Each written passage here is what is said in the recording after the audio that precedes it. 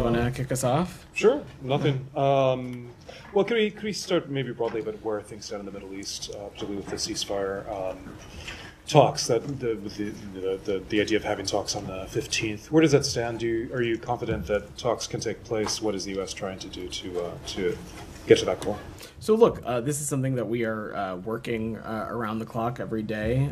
You saw the statement that was put out trilaterally at the tail end of last week from President Biden, President Sisi, and the Emir of Qatar. So this is something that we think, for all the reasons I've talked about before, is just so vitally important to the region. First and foremost, it is time for the remaining hostages to be returned home, and that includes, of course, American citizens. It's also has the potential to bring about much needed relief to the people of Gaza, and so that's what's at the table, and that's what's at stake, and that's what we'll continue to work towards. But as it relates to the negotiations, Sean, and status and where things stand, I'm just not going to get into the specifics of the process, just given sensitivities and wanting to see this process play out. Well, not to get too much into the specifics, but for example, there is I'm sure you saw the New York Times report today about the Israeli negotiating position,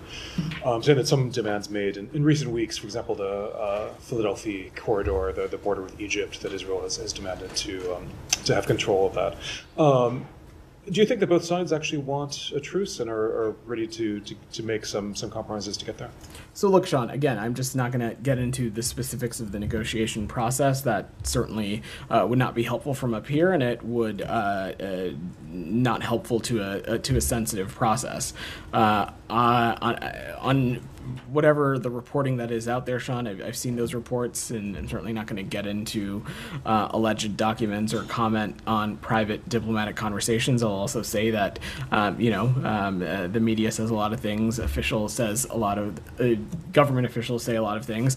What I can say from the U.S. perspective is that we are so clearly committed to this because we think it is in the vital interest of the region. As you've heard me say, we think that a ceasefire deal has the potential to create conditions so that hostages can release, so we can see an increase in humanitarian aid, and more broadly create conditions for diplomacy to get the region out of this endless cycle of violence. And I will also just note what I said yesterday, that Prime Minister Netanyahu confirmed that his team will be at the ceasefire talks on Thursday, and that they'll be prepared to finalize the details for implementing the deal. But I'm not going to get more specific beyond that. Do you know where the talks would take place? I don't have any updates on that. Just one more for you before I pass on. The other the Iranian aspect of the equation, if you will. Obviously, there have been talks. I know the secretary spoke yesterday with the Turkish foreign minister, with the Iraqi prime minister, about this and other issues. What's the assessment now? Do you think that is there still a fear of Iranian retaliation and expectation of that? Where do things stand now in dissuading them potentially? Thanks, Ron. So I don't want to speculate on what actions the Iranian regime might take, but I will say, as the secretary has said repeatedly, no one benefits from any kind of retaliation. And what we've been engaged on is intensive diplomacy with allies and partners who are helping us communicate that message to the region, including directly to Iran. And a number of ways in which we're doing that is through, of course, some of the counterpart calls that you have seen the secretary participate in over not just yesterday, but over the past 2 weeks now. We're also communicating this message directly to Israel, and also reiterating that our commitment to Israel's security is ironclad, and we'll continue to defend Israel against attacks from Iran and Iran-backed terrorist groups, just as we'll continue to defend American personnel. But everyone in the region should understand that further attacks only perpetuate conflict, instability, and insecurity for everyone. And so what we're focused on is intensively on de-escalation through diplomacy. Go ahead. Welcome. Thank you very much. First day. Thank you. Yeah. So is there any communication between the US and Iran at the moment? So I'm just not going to speak to private diplomatic conversations. What I can say is that we have been engaging with partners who are communicating that message directly to Iran. I'm not aware of any communication between the US. And do you expect them to hold off from any retaliation until after Thursday's talk? So as I just said to Sean, I certainly don't want to speculate on any time timeline. What I will say is that we have been stressing to allies, partners, like-mindeds, just how important it is that the parties not take steps that are going to perpetuate this conflict, that are going to lead to further instability and insecurity. No one benefits from any kind of retaliation, and so we want to not see any escalation or any attack take place in the first place. And you expect Hamas to be there? So we've seen the reports of what they have said as it relates to their participation. Our partners in Qatar have assured us that they will work to have Hamas represented. As I just said to Sean, it is far time for Hamas to release the remaining hostages, including the American citizens. But broadly, we fully expect these talks to move forward as they should. So regardless of whether they're there or not, the talks happen. So, as I said, Qatar has assured us that they will work to have Hamas represented there, and we fully expect these talks to move forward. Thank you. All right, Shannon. So Qatar has assured that they will work to have Hamas there, but it's still not guaranteed that Hamas will participate. A lot of members of the group have been saying that's because of reluctance that they perceive from Israel to commit to a deal, to implement a deal. Do you think that's the message the world should get from Hamas's lack of participation if things go forward as they stand, or is Hamas unwilling to commit to a deal? So I'm not going to get into the mind of Mr. Sinwar. Let me just say a couple things. First, this whole process started when President Biden in late May laid out a very clear proposal of the contours of a ceasefire deal. A ceasefire deal that was very quickly endorsed by the G7, quickly endorsed by the UN Security Council, quickly endorsed by the Arab world, endorsed by Israel, and so on and so forth. We continue to believe that a ceasefire proposal in lines with that is achievable, and that's exactly why you saw President Biden, President Sisi, and the Qatari Emir put out that trilateral statement last week. It is imperative that these talks continue, that we get this process across the finish line because of what we believe it can achieve when it comes to the hostages being released, when it comes to humanitarian aid, and when it comes to greater diplomacy for the region. And I will just note again that in light of that trilateral statement, Prime Minister Netanyahu quickly confirmed that his team will be at the ceasefire talks on Thursday, and that they'll be prepared to finalize the deals for implementing this. And simultaneously, our Qatari partners have assured us that they are working to ensure that there is Hamas representation as well. So we'll let this process play out, but we fully expect these talks to move forward as they should. And on the anticipated Iranian attack on Israel, do you still see a broad level of support among the coalition of particularly Middle Eastern countries that helped defend Israel in April, or do you think that has waned at this point? So I'm certainly not going to speak to other countries' efforts and how they may be adjusting or not adjusting any security posture they're taking. What I can say is that no one is naive about Iran's malign, destabilizing behavior, particularly through its proxies, particularly in the Middle East region. And what I can say on behalf of the United States is that we certainly won't hesitate to defend Israel as well as our personnel from not just attacks from Iran, but Iranian-backed proxies as well. Camilla. Thanks. A couple of questions about other figureheads that could create potential obstacles. Wall Street Journal reported that Sinwar had said through Arab mediators that if Israel's serious about negotiations and wants Hamas to participate in this week's talks, then they need to stop all military operations in Gaza. As you know, Hamas have made Sinwar their head of their political bureau, whatever that means. Are you guys taking what he says seriously? Do you see what he says as just bluster, or is it potential to does he have any kind of potential to stop Hamas's participation? How should we read this? So you saw the secretary speak to this last week in Annapolis with the appointment of Mr. Sinwar as Hamas's political bureau chief. From our point of view, that designation didn't change anything. Over the course of this whole process, over the course of this whole conflict, it has been clear to everyone that Mr. Sinwar continues to be the decision maker. And when it comes to the future of the Palestinian people, when it comes to the ability to alleviate some of the suffering and to alleviate some of the dire situations that we're seeing in the Gaza Strip, ultimately that is also up to Mr. Sinwar. In response to the trilateral statement that was put out last week, the Israelis have confirmed that they will have a team present ready to continue and carry forward these talks. It is imperative that Hamas do the same, because it is far time for these hostages to be released and to bring relief to the people of Gaza. And we fully expect these talks to move forward. As I said just a moment ago, our Qatari partners are also working to ensure that there is Hamas representation, and I will let the process play out. Okay, thank you. And then on Israel, you guys have a lot at stake all the time in the region, particularly this week. With these talks that you guys are, really helping push into place, but you also have figures like the National Security Minister in Israel, Ben-Gvir, going up on the most explosive piece of real estate in the region, again, the Temple Mount, to what can only be perceived as something that he thinks is his right to impose his policy on something, but that is not the status quo policy that Netanyahu has come out and said, this is not our government policy. Netanyahu can only say so much, so can you guys. This is all rhetoric when you condemn actions like that, but these actions have real potential to escalate things in the region.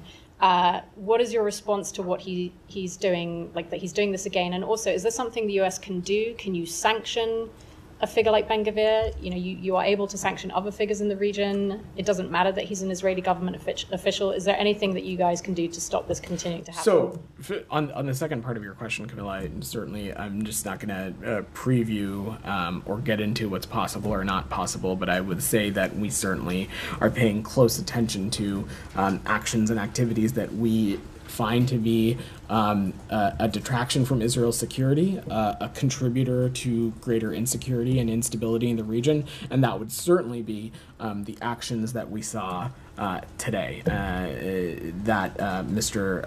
Ben-Gvir participated in. Even the Prime Minister's office itself made clear that the events of this morning are a deviation from what is Israeli policy and a deviation from the status quo. And let me just say clearly that the United States stands firmly for preservation of the historic status quo with respects to the holy sites of Jerusalem, and any unilateral action, which this would be, that any unilateral action like this that jeopardizes such a status quo is unacceptable. And not only is it unacceptable, it detracts from what we think is a vital time as we are working to get this ceasefire deal across the finish line.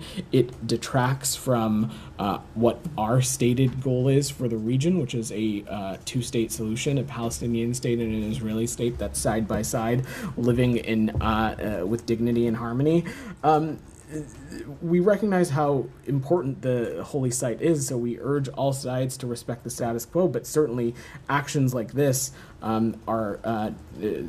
they detract from that, and not only do they detract from that, we find them to be unacceptable. Said, go ahead. Thank you, Vedant. First, on the Secretary's trip, what does he hope to achieve this time around that he was not able to achieve in the past 8 trips? Well, Said, I don't have any travel for Secretary Blinken to preview at the moment. What I can say is that as it relates to the Middle East region, the Secretary is laserly focused and engaged on the region through calls with his counterparts, through calls with other leaders. He has been working the phones for the past number of weeks, continuing to echo the same message, which is we are close to getting this ceasefire deal across the finish line. It is vital for the release of the remaining hostages, including American citizens. It is vital for a surge in humanitarian assistance, which we believe will help alleviate the suffering that we're seeing in Gaza. And it is vital to help get this region out of this endless cycle of violence. He made that clear to a number of counterparts that he's spoken to in the past few days, and I expect those kinds of conversations and diplomacy to continue, Said, but I don't want to preview or get ahead of any potential travel. I know you talked about the attack on the Tabein school yesterday. But the Secretary General of the United Nations, Mr. Guterres, condemned in no uncertain terms what happened, the attack, the massacre of Tabi'in school. Will the United States do the same thing? Do you agree that such an act is thoroughly condemnable? Said, we of course mourn the loss of any civilian life, and over the course of this conflict, too many civilians have been killed. But also, as I said yesterday, the reason that we are even having this conversation is because Hamas continues to have a track record of not just using civilians as human shields, but co-locating itself among civilian infrastructure, co-locating itself among what normally would be facilities that have protected status, but when they become fronts for potential militant operations, certainly they have the possibility to lose their status. That does not minimize or diminish the moral and strategic imperative that our partners in Israel have to take every possible step to ensure that civilian casualties are minimized. Both of those things can be true. So do you have any evidence that actually militants were there at the Tabi'in school? As we said yesterday, Said, we have been in close touch with the IDF on this and continue to discuss with them. But I will also let them speak to their own military operations. I understand, but you know what you're saying that they have a track record, but that is dependent on what the Israeli army says, correct? This is their operation. I will let them speak to it. Okay. Now, a couple more questions on the, the New York Times is reporting that Israel is less flexible now on the negotiations. Seems that, and in fact, by statements by the Prime Minister himself and statement by the Defense Minister, Yoav Gallant, saying that the Israeli Prime Minister has really backtracked from the position on the proposal that you mentioned on May 31 by the President. So do you think that the Israelis have backed down, or at least the Prime Minister has backed down from what he's agreed to earlier? I'm just not going to categorize it, Said, and answering Sean's question or our new colleague's question. I said that I'm not going to get into the specifics of this ongoing negotiating process. I can tell you that the reason that the United States continues to lead on this and engage on this is because we believe it is vitally important to the region. And again, I will just note that when it comes to our partners in Israel, they've indicated that they will have a team present to continue to finalize on implementing this deal. But beyond that, I'm just not going to get into specifics. You are welcome to ask, because of course it's your time, but I'm not going to address them. Okay, that's fair. Now, the Hamas is saying that they have agreed to the proposal as it was proposed, and there is nothing else to negotiate. Is there anything else to negotiate? Are there details that still need to be negotiated? So me answering that question would be me speaking about the negotiating process from a podium like this, which I think is wholly unhelpful to the process. So I'm just not going to do that. Thank you. Yeah. Alex, go ahead. Thank you. Very quickly on the region, and then we'll move to Ukraine. Sure. Mahmoud Abbas popped up in the Kremlin today.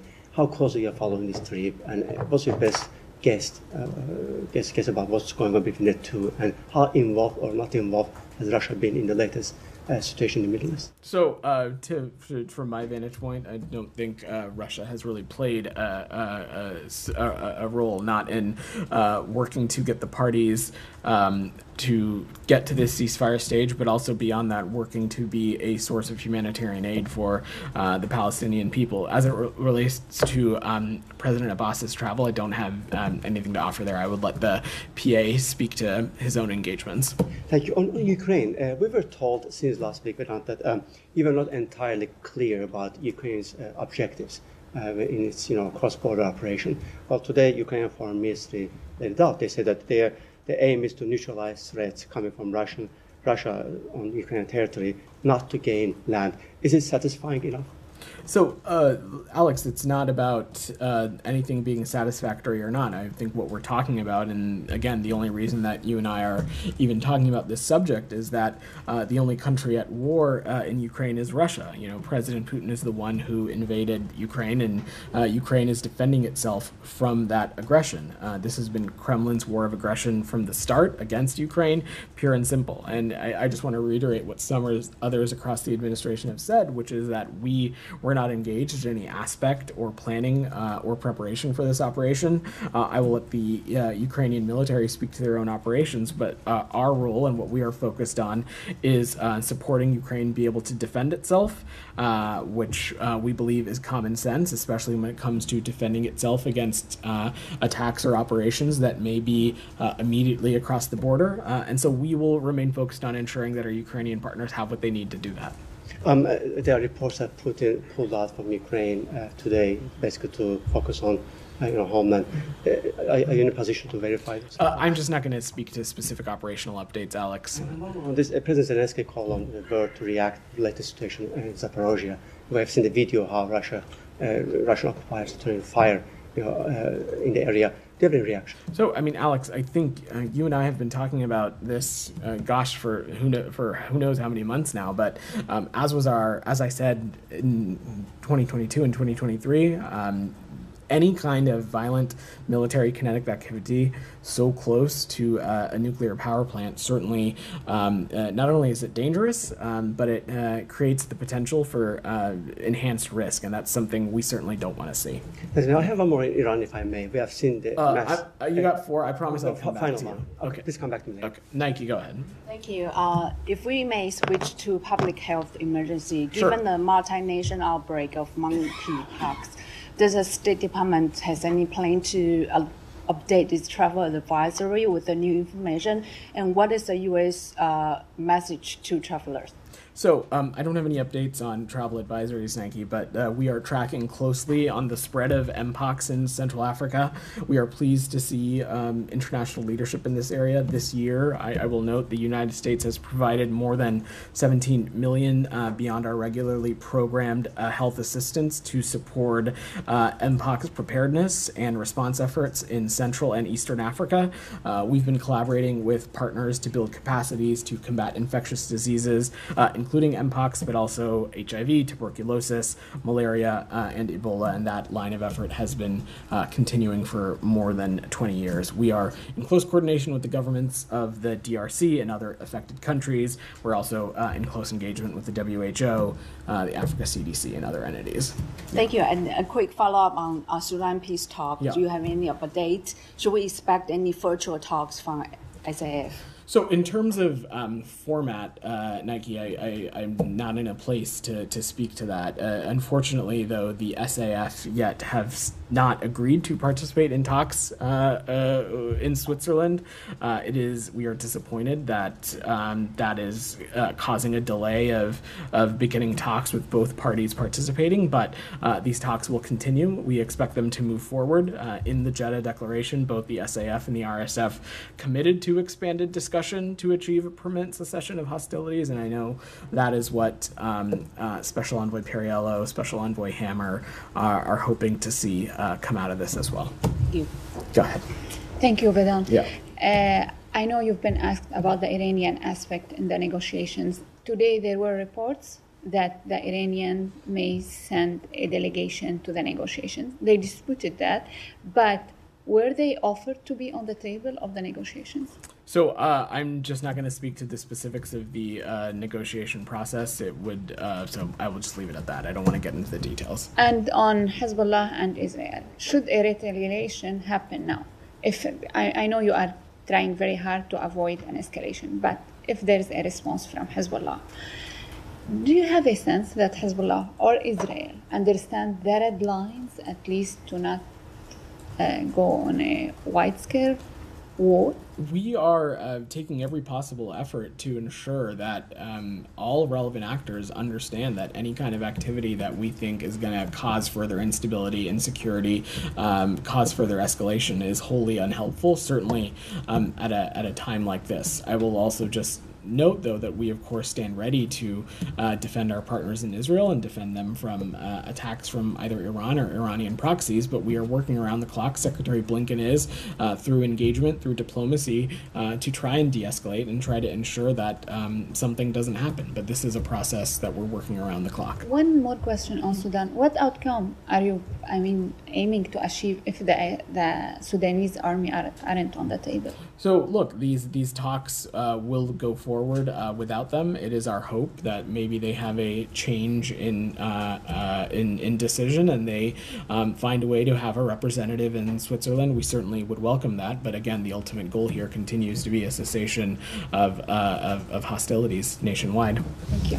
DR, go ahead. Thank you, Vedan. Yeah. Going back to Secretary Blinken's phone call with the Iraqi Prime Minister.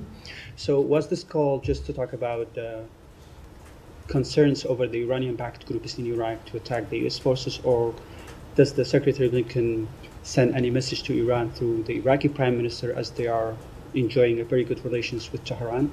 So the message was pretty clear in the readout. I don't have to get more. I don't have more specifics to offer than that. They spoke about a number of issues, including issues affecting the region, and a commitment that they both shared to doing whatever possible to send clear messages about de-escalation and not wanting to see any kind of conflict or violence spread or grow out of hand.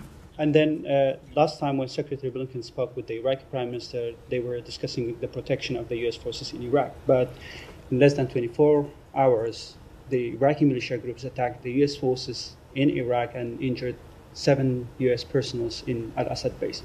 So do you trust the Iraqi government that they have the power to rein the militia groups to not attack the U.S. forces? Has the Secretary Blinken and the State Department shared this concern with the Iraqi government? So, look, first, let me just say broadly that, of course, we continue to believe that that the Iraqi government is a important partner in the region. But as we have said a number of times before, that they also have a role to play in helping hold, I should say, some of these malign proxy groups accountable. I will also just note that when it comes to the United States, we certainly won't hesitate to take appropriate action to hold those to account who may put our personnel in harm's way. Yeah, go ahead. Thank you. Yeah. I have a question on South Asia. But before that, I have one on the deadliest Israeli airstrike on Gaza. You talk about this in detail and express your concerns. But at the same time, it looks like you're also supporting the slaughter of innocents in the name of self-defense. New polls show that majority of Americans, especially the young Americans, disapprove Israeli actions in Gaza. How do you explain this to Americans? Because their taxpayers' money, U.S. government is providing bombs, small arms, and other forms of aid to Israel. So, and secondly, sir, how would you define the current policy of this administration, which is like keep expressing concerns and keep providing bombs?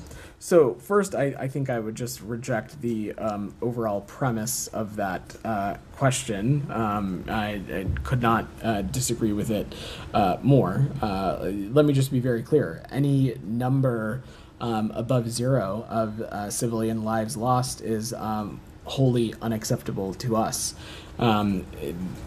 It is deeply, deeply troubling and unfortunate that we find ourselves in a scenario where we have a belligerent like Hamas that continues to use civilians as human shields, that continues to utilize civilian infrastructure and what should be protected facilities as safe haven. But that does not minimize the strategic and moral imperative that Israel has to minimize those civilian casualties. And this is something that we take incredibly seriously. And when it comes to the use of our security articles, the State Department pays close attention and is reviewing very closely potential reports of alleged international human rights law and gross human rights violations through the various existing policies that we have at our disposal, which I've spent a lot of time up here talking about them, as Matt has.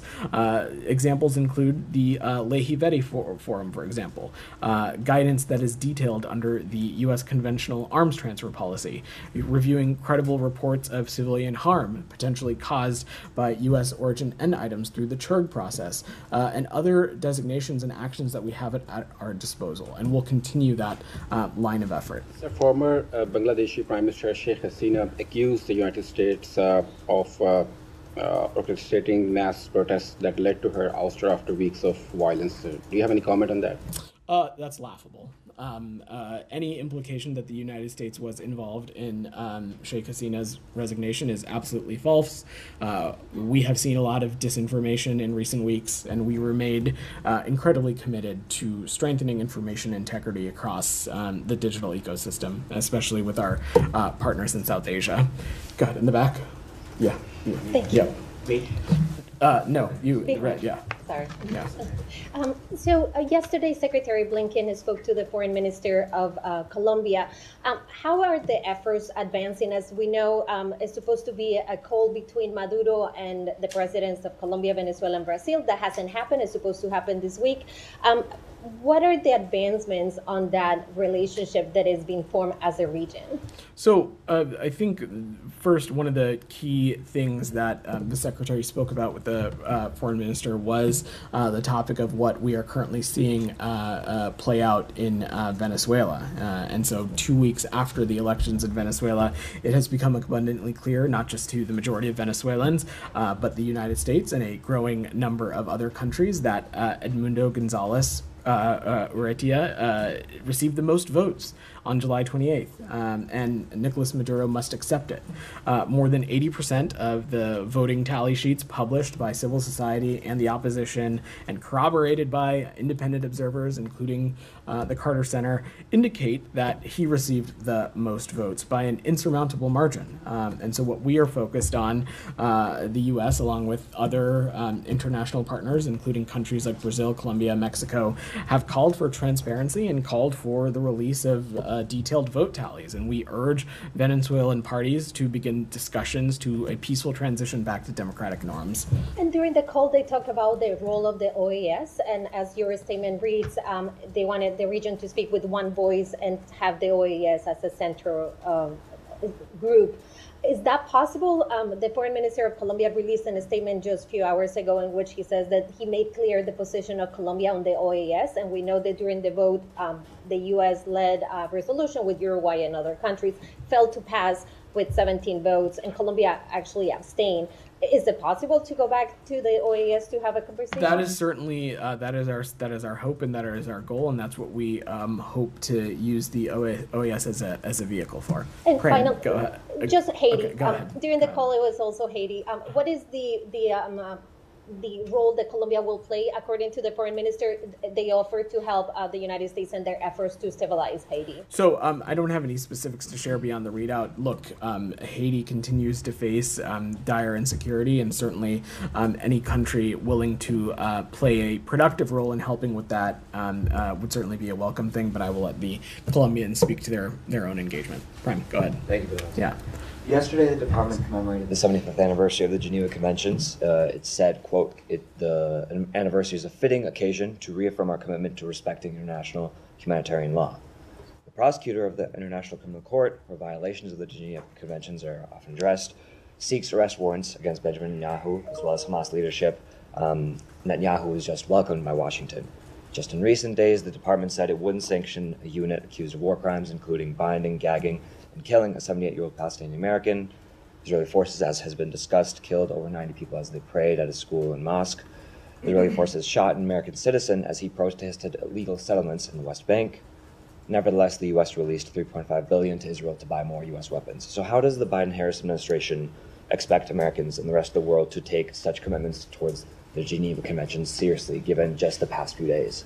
So we have been consistently clear that Israel has every moral and strategic imperative to minimize the impacts of on civilians. And when we have seen actions or incidents that we deem to be inconsistent with that, not only do we raise our concerns with the partner country as appropriate, but we factor it into into the however which way we may implement certain policy responses as a deterrence for these kinds of incidents to reoccur in the future. I talked about some of these tools at our disposal recently, the Leahy Vetting Forum, the guidance that's laid out in the conventional arms transfer policy, the CHURG process, as well as other things like visa restrictions and designations that we have. We urge Israel to thoroughly and transparently investigate reports of gross violations of human rights and take all appropriate action, and we'll continue to do that. So I know that the department and the U.S. issued certain statements mourning the loss of life from some of these killings. And you talk about deterrence. Just hours ago, 2 twins who were newborn were killed in Gaza with their mother and grandmother as their father went to collect their birth certificates. They're 4 days old, born into war, experienced only war, killed by war. How is the U.S. responding to this instance, given, again, this comes a day after the U.S. celebrated this week? I'm not going to speak to specific instances and incidents that happen. I will let the IDF speak to any operations they can take. I will say, just hearing this from your reporting, this is obviously incredibly heartbreaking. Again, Israel has every moral and strategic imperative to minimize civilian loss, but I don't have any of the other contours surrounding this operation, and I will let the IDF speak to that. Finally, just one. On a case that you do have contours for. It's now 197 days since Hindu Job was killed, her family members were killed, the medics sent to say were killed. What's the update on that? I don't have any updates for you. Go ahead. Thank you. I have a question related to Ukraine. There was a report on the Financial Times recently about a plan from Russia to strike Europe with nuclear missiles in case of an attack of NATO. So what is the position, or if you heard about this report from the Financial Times, and what would be, although, Europe and US support Ukraine, what is the position about it, and what would be the plan? I'm not fully familiar with this report, but let me just say that nuclear saber-rattling and rhetoric is something that we have seen the Russian Federation do time and time again, but we continue to believe that there is no reason for us to change our nuclear posture. If I can do a quick follow-up. The Ukraine militaries are about 40 miles inside the Russian territories. Is it still part of what President Biden believed that is good to be done, like use American weapons in Russia, or Ukraine is going too far right now? So there has been no change as it relates to our policy. As the president has said, we, of course, are supportive of efforts to disrupt operations that might be immediately across the border. But beyond that, there has been no change in policy, and I will let our Ukrainian partners speak to any operation of theirs. Go ahead. You. Yeah, thank you. Yeah. The U.S. ambassador to Mexico, Ken Salazar, has indicated that there's evidence, enough evidence, about how El Mayo Zambada was brought to the U.S. against his will. And the Mexican authorities are trying to question the U.S. authorities about the conditions of this arrest of El Mayo Zambada. They don't seem to have any answer, or not the answers they're expecting. Are you cooperating with the Mexican authorities to respond to those questions about the Mayo Zambada arrest? So first, let me just say that I will defer to the Department of Justice and let them speak to the situation in more context and more detail. But we continue to have deep cooperation with the government of Mexico under the Bicentennial Security Framework, working together to dismantle criminal networks. And I can confirm that there was no law enforcement operation conducted in Mexico. Can I follow up? I have to wrap soon, so I want to get to a couple more people. Go ahead. Thank you, Vedant. A few questions, if I can. First of all, the Iranian mission at the UN said last week that they do have direct line of communication and are talking to the Americans. Are they wrong? I'm just not going to... I will let them offer any clarification to what they're saying. So there is a clarification. They should offer a clarification. I just don't have any comment to offer. What I can say is that we don't have any direct communication with the Iranian regime. The messages that we are sending is through other countries and allies partners, and we are continuing to stress the importance of de-escalation and not partaking in any activity that would be construed as destabilizing or causing greater insecurity. Thank you. And following on from that, it appears that certainly the reporting is suggesting that the Iranians are now suggesting that any retaliation will be dependent on the success or otherwise of the talks this week, the ceasefire talks. How does that change the framing of Thursday from your perspective? It doesn't, and I think I've answered this question a couple of times already. So I'm happy for people to tune in, but when you are asking the same questions as your colleagues ask, you're kind of wasting their time. Okay, so I'm going to stop. Can I just ask one more about the? Thank you, everybody. I have a hard out today.